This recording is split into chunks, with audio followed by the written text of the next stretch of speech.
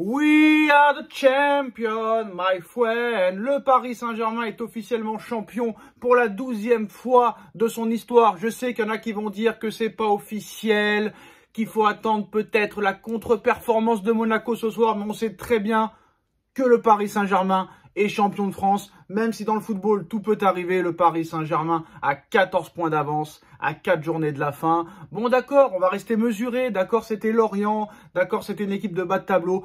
Mais quand même, le Paris Saint-Germain prend au sérieux tous ces matchs. Et ça n'était pas le cas lors des dernières années.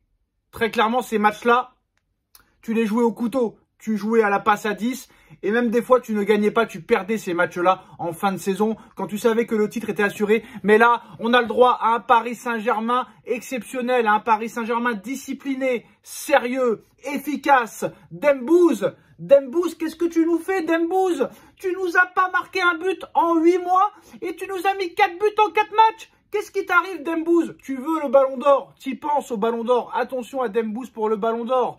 Et là, Dembouz arrive à sa meilleure forme au meilleur moment. Il retrouve son efficacité devant le but au meilleur moment.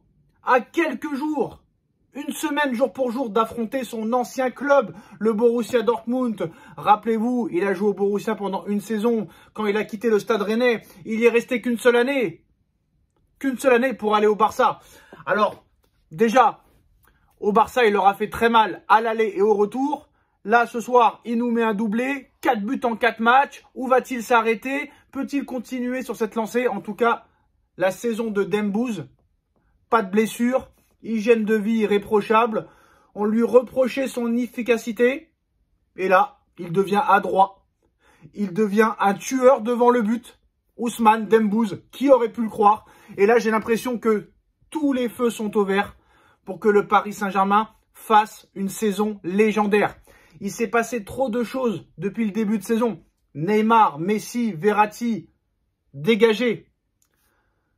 Trophée des champions, finale de Coupe de France, champion de France, demi-finale de Ligue des Champions. On se rappelle de la poule de la mort, où le Paris Saint-Germain ne gagne pas un match à l'extérieur, où le PSG se fait fracasser à Newcastle, où le Paris Saint-Germain se fait fracasser à Milan, où on fait match nul à Dortmund. Et grâce à la défaite de Newcastle, on passe. Et on se rappelle tous, lors de la 5e journée des phases de groupe contre Newcastle, ce penalty à la 97e minute de jeu, qui arrive un petit peu du ciel. C'est Dieu qui nous a donné ce penalty. Sinon, peut-être qu'on ne serait pas passé. Et là, en 8e de finale, on attend le tirage au sort. On est 2e des poules. On s'attend à du très très lourd en 8e. Et pour une fois, la chance est avec nous. Pour une fois, pas de Bayern. Pour une fois, pas de Barça. Pour une fois, pas de Real. Pour une fois, pas de Manchester City. On tombe sur la Real Sociedad, le petit poussé. La Real Sociedad, qui en plus de ça, est en crise de résultats. Des blessures qui s'accumulent. Et le Paris Saint-Germain passe sans encombre. On se tape le FC Barcelone. Défaite au match aller et au match retour. On gagne 4 buts à 1. Un Dembélé qui est toujours absent sur blessure d'habitude, d'année en année. Là, toute l'année, pas blessé. Ça me rappelle un petit peu le parcours de la Côte d'Ivoire à la Coupe d'Afrique des Nations. J'ai l'impression que toutes les planètes sont alignées.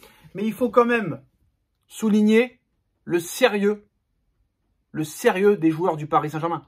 La gestion de Luis Enrique, les compos de Luis Enrique, qui n'a peur de rien, qui innove, qui peut te jouer avec 4 attaquants, 3 attaquants, 2 attaquants, 3 milieux, 2 milieux, qui sait bien gérer les égos. Et là, honnêtement, rien à reprocher pour le moment à Luis Enrique. Pour l'instant, c'est du 100% nickel. C'est un sans faute pour le moment. Alors maintenant, il faut rester mesuré. C'est le match, c'est un match banal de Ligue 1. Mais franchement, Paris prépare de la meilleure des manières cette demi-finale de Ligue des Champions. Parce que comme je vous l'ai dit, la différence entre Enrique et les Pochettino, les Galtier et les Tourelle, c'est que ces matchs-là, à 4-5 journées de la fin, tu ne les gagnais pas forcément. Voire tu les perdais. Et là, on voit une équipe très concentrée.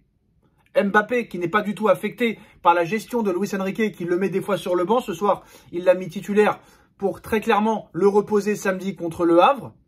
Sachant que maintenant, tu peux même gagner des matchs sans Mbappé. Ça a été prouvé contre Lyon. Ce soir, Mbappé irréprochable, buteur, passeur, Dembouz doublé, un PSG sérieux. Bon, le seul petit bémol, c'est que tu prends encore ces buts. T'arrives pas à faire un match sans prendre de buts. Les clean sheets au Paris Saint-Germain, ça c'est encore un grand problème à régler. Maintenant, très bonne gestion, pas de blessure, de la confiance, de la confiance, de la confiance. Et moi, c'est un Paris Saint-Germain qui me plaît. C'est un Paris Saint-Germain qui a un fond de jeu. C'est un Paris Saint-Germain qui attaque. C'est un Paris Saint-Germain qui presse. C'est un Paris Saint-Germain qui est volontaire. C'est un Paris Saint-Germain qui est discipliné. C'est un Paris Saint-Germain qui est sérieux. C'est un Paris Saint-Germain qui est efficace et tueur devant le but. C'est un Paris Saint-Germain où tous les joueurs vont dans le même sens. C'est un Paris Saint-Germain sans star. Même si vous allez me dire que Mbappé fait sa star, Mbappé se comporte très bien et ne rechigne pas à l'effort. Il est buteur, il est passeur, il est collectif. C'est une chose qu'on ne voyait pas en début de saison peut-être. Et là, toutes les planètes sont alignées.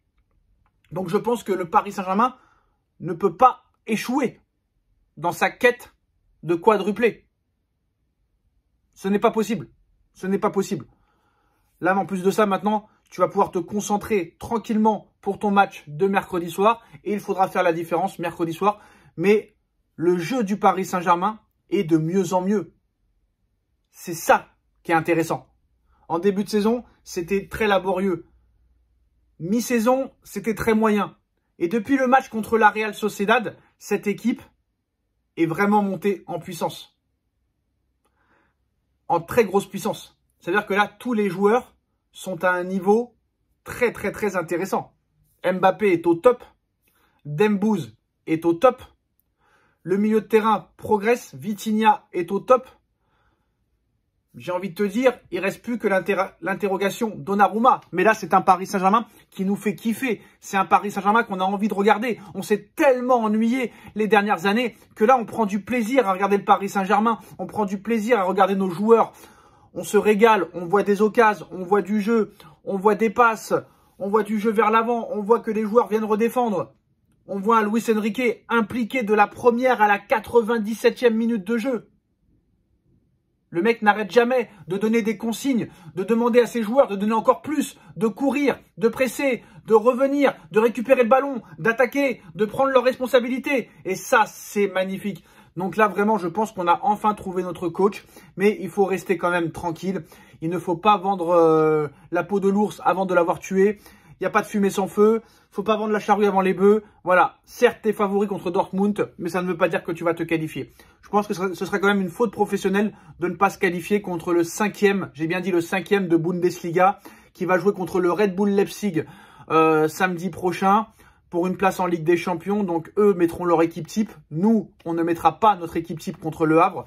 Mais voilà, plein de confiance, des joueurs à un niveau super intéressant, des joueurs qui sont au top, pas de blessures, un grand coach, de très bons joueurs. J'ai envie de te dire que là, vraiment, je prends du plaisir. Et j'espère que ça va continuer comme ça. Je suis très confiant pour le match contre le Borussia Dortmund. Et en plus, vous me connaissez. Vous me connaissez. Je suis pas le plus positif du monde. Mais là, je sens quelque chose. Je sens qu'il va se passer quelque chose. Je sens que ça va être une saison légendaire, historique dans l'histoire du football français, dans l'histoire du Paris Saint-Germain. Et franchement, j'y crois. Maintenant, il y a un match contre le Havre. Il ne faut pas penser d'abord à Dortmund, même si on sait très bien que ce match contre Dortmund est dans toutes les têtes. Mais d'abord, le plus important, c'est le match contre le Havre. Victoire du Paris Saint-Germain.